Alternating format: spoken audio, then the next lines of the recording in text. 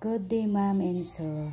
Hello, I'm Lorilyn Patagi Gindayan, 33 years old, high school graduate. I am married. I have 3 children.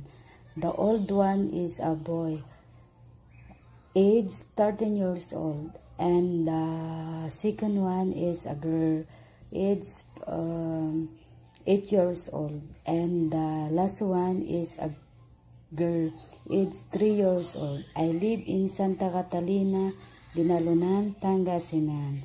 My height is 41 centimeter. My weight is 58 kilogram. I have work experience here in Philippines. 2 years.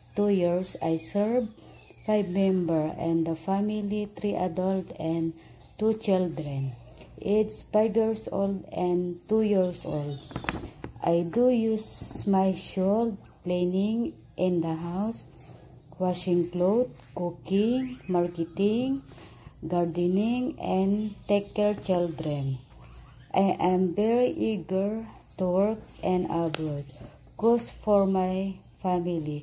That's why I'm trying to work to all around the household as usual. I'm trying to see you very soon.